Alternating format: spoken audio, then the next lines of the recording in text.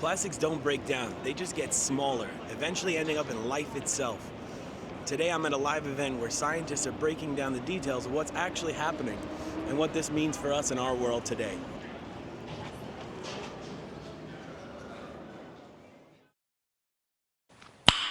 Nice. What's going on? It's the next day and I'm going through all the footage, doing my edit. So you're gonna see a little bit of me from yesterday at the event, me talking on camera, and then I'm gonna jump between each of the speakers that were at that event because they did such a wonderful job explaining everything, and some of the details would be better heard from them than me, so I want you to hear it from their perspective. And I'll jump back in from time to time throughout this edit, and we'll talk a little bit more and let you know my thoughts and what's going on.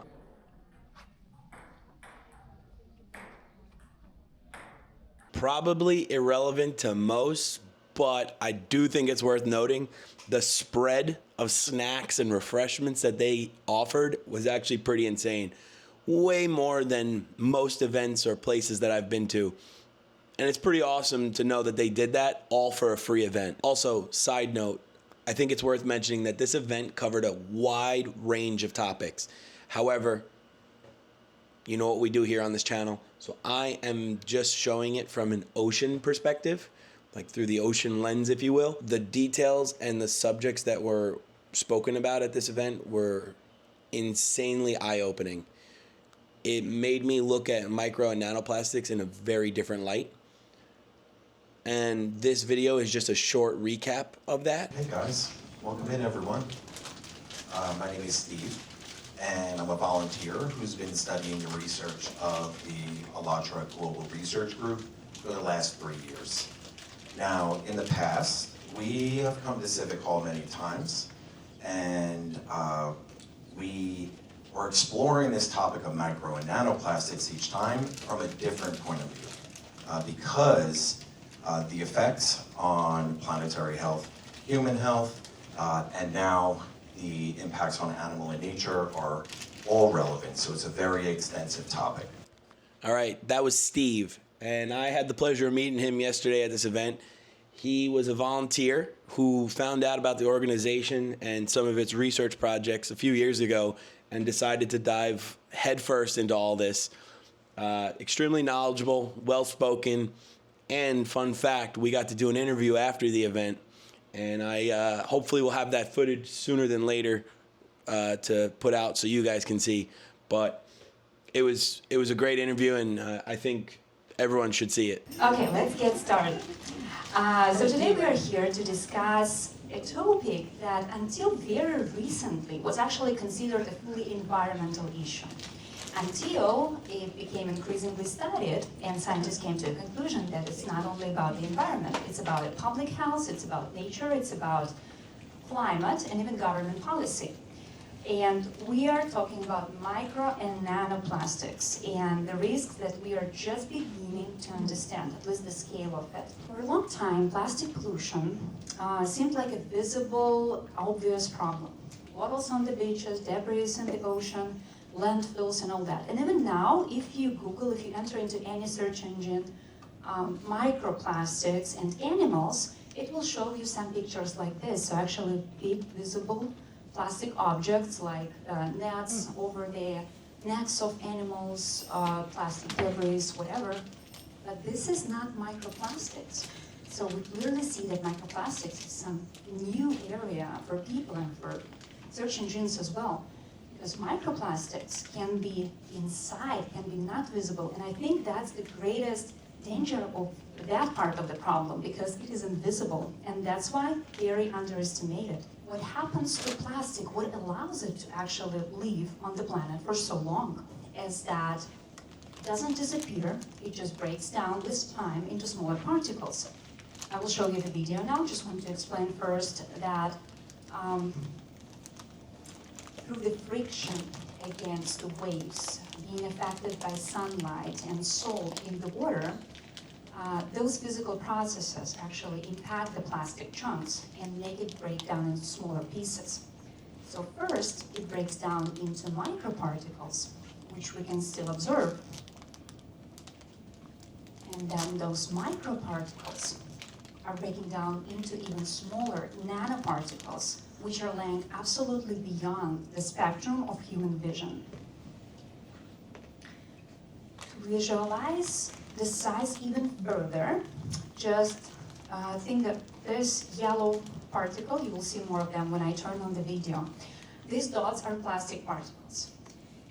And now you can see them in the comparison with an eyelash of a human being and a fingertip.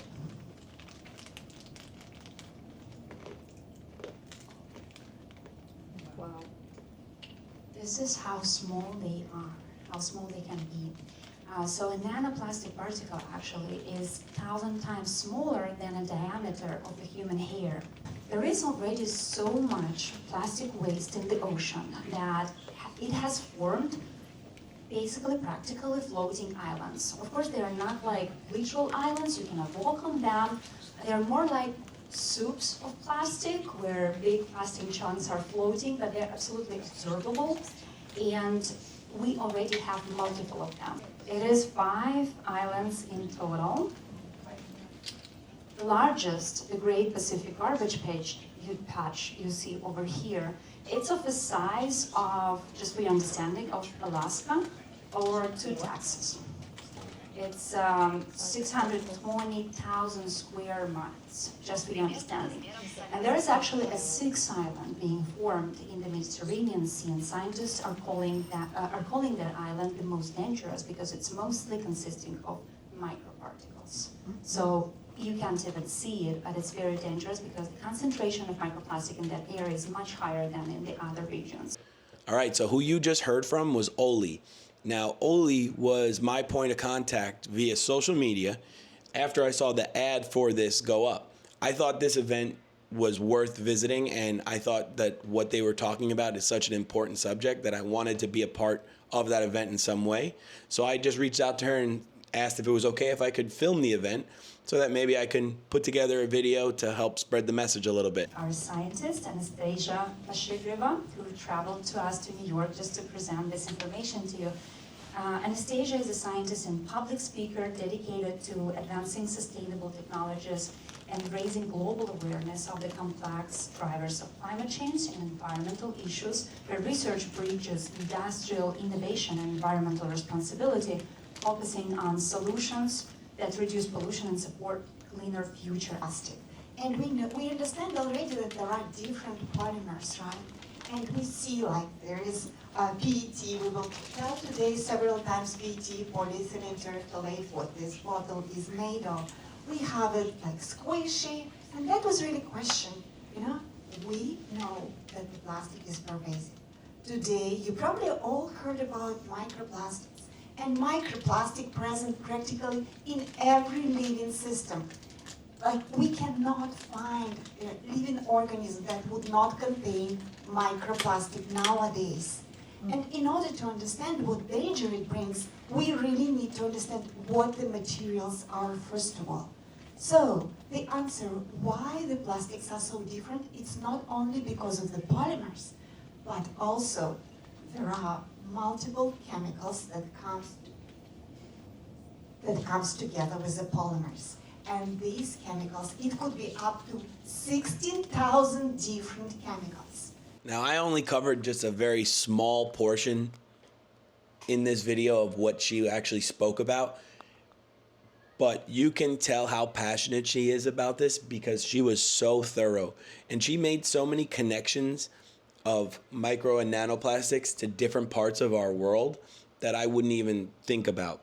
Now, this video I'm working on is in everything that relates to the ocean, but we talked about a wide range of subjects throughout the evening through humans and health, reproductive systems, general connections to nature, and the effects of micro and nanoplastics are absolutely ridiculous. But hearing it from her perspective after all the research and hours that she's put into this was really, really eye-opening. What you're about to watch is a little experiment that they set up to showcase how plastic interacts with different materials. I'm going to let you watch it, and understand it for yourself. But leave a comment down below if you were surprised by any of the results. First, we have here plastic straw. And I would like you to just come close to every suspended object with the straw, just not touching the cups because if they start shaking, it will take time to calm down. Just like this to see if the object reacts to the plastic in some way.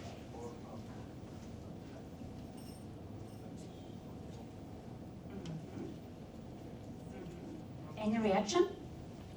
It doesn't seem to be. Awesome. Okay, now let's do the same with the wooden match, with the wooden stick.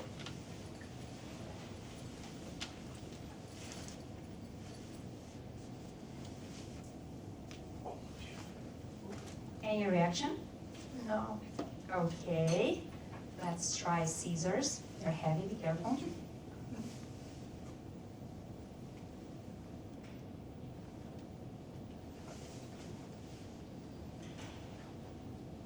Anything new? No. Oops, sorry. Boring experiment. Okay, now let's try something different. So this is a woolen cloth. This is something made of wool, 100%. Now let's rub this stick onto wool. Just rub it roughly,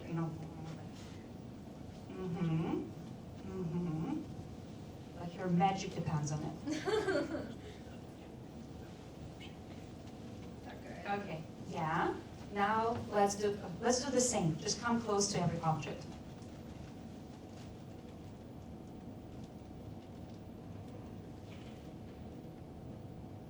You were waiting something will happen, right? No, it's not the time. Anything changed?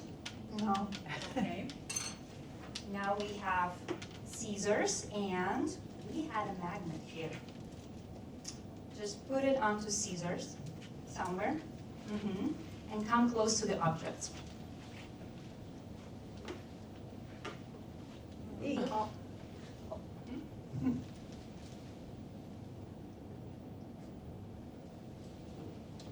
Again? Nothing. Oh my God. Let's see if something changes if we rub this plastic straw onto the wool.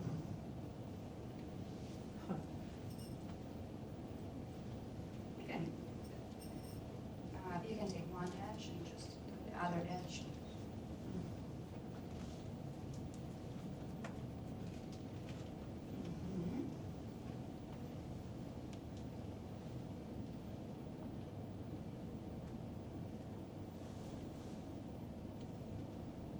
Nothing, the end of experiment. This one's moving.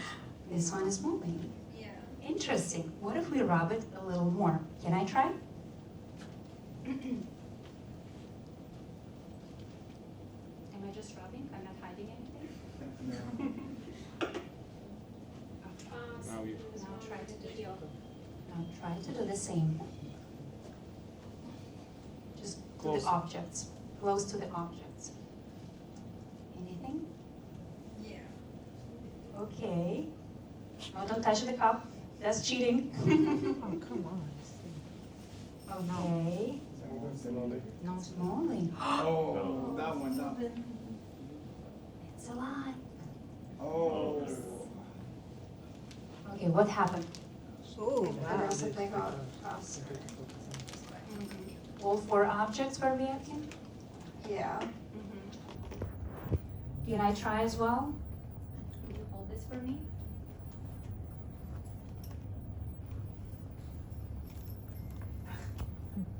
Oh, it's moving. That's crazy. So I'm just doing more motion actually, but you can clearly see. Let's just look at the ocean. The ocean is a sink for the microplastics. Based on the estimates, there are different numbers. Some are telling that there is 200 million tons that are sitting in the ocean. And ocean is full of micro and nanoplastics. And we already mentioned that the ocean full of animals that use electrical signals for communication, for finding their food, for finding their way for migration. And of course, then we have micro and nanoplastics, we have effects like immune system dysfunction, changes in the blood composition, neurotoxicity, and issues with reproductive capabilities. So here the question, who is the very start of the food chain that first consumes microplastic? Is it krill, larva, plankton, or jellyfish? Plankton. Plankton. Jellyfish. Who was first in plankton? Plankton is shears. Yeah, I think the lady here. Because plankton it gives us oxygen. Exactly. So there is a plankton, and particularly zooplankton. So we have the zooplankton consumes plastic. But the question is then, why do they consume plastic? It's just a lot of food around that. Do they don't know that there is a plastic or what? But what scientists found that once the plastic is sitting in the ocean or in the lakes, so it start to be the algae growing on the top of it, and that really start to be behaving, it start mimicking the natural environment. So zooplankton, just these microplastics start smell like food, and zooplankton thinks that it's food, and they start to eat it. And interesting fact that there is a rotifers, and what they do, they ingest microplastics, like 10 micrometers, then they break it down and then excrete thousands of nanoplastics. So Chinese found that each rotifer can produce 350,000 nanoparticles per day. And only in one lake, within 1 day, there is generation about 30 quadrillion of nanoplastics. So can you imagine, they have microplastics and they keep producing? What it means that even if we stop producing plastic, even if we remove all big pieces, it will be still microplastics, and these zooplanktons will continue to chew on it, and they will continue to generate these nanoplastics. So what happened then? Then this zooplankton getting eaten by the fish, and that is great, really, illustration. How many particles found in the different samples of the fresh fish and sampled fish? And the highest we have for anchovy, and then we have oysters, scallops, then shrimps, and then cod and salmon. So it's a kind of obvious, right? So we know that anchovy, they are eating zooplankton, therefore they have such a huge concentrations. Then another thing, if we come to scallops and oysters, they are filtering. So they are accumulating all these microplastics, and then we eat of them. We of course exposed to that as well. And canned tuna have also high amounts of microplastics because of the processing. So the processing brings a lot of microplastics. Of course, these microplastics would affect fish, that would affect the corals, and there are different effects like reproduction, issues with reproduction, leaching. Now, I only covered just a very small portion in this video of what she actually spoke about, but you can tell how passionate she is about this because she was so thorough, and she made so many connections of micro and nanoplastics to different parts of our world that I wouldn't even think about. Now, this video I'm working on is in everything that relates to the ocean, but we talked about a wide range of subjects throughout the evening through humans and health, reproductive systems, general connections to nature, and the effects of micro and nanoplastics are absolutely ridiculous. But hearing it from her perspective after all the research and hours that she's put into this was really, really eye-opening. All three people that you saw in this video, I had the pleasure of having a little one-on-one time with and getting to speak with them a little more candidly about the subject, and it was amazing. The one thing that I noticed about all three of them was the pure passion behind the subject, which is amazing. I wish more people had the passion that they did, because I believe if we did, we'd have more solutions to these problems that we're talking about that are so important and need to be resolved. It was just so nice to hear from different people's perspectives, and I appreciate the connections that were made. And I want to say thank you to your team and to the organization for having me. It was a great experience, and I would love to come to another event in the future, because what you guys are talking about is really, really important, and I think more people just need to hear about it. It's so crazy to think that something so tiny, so microscopic, sometimes even invisible, can be causing such a major issue in our world and our oceans today. With that being said, and the whole message behind this channel, right? The problems that we've created and the ocean are vast, but so are the potential solutions to those problems. So remember, as always, together, we can make a difference, one swell at a time.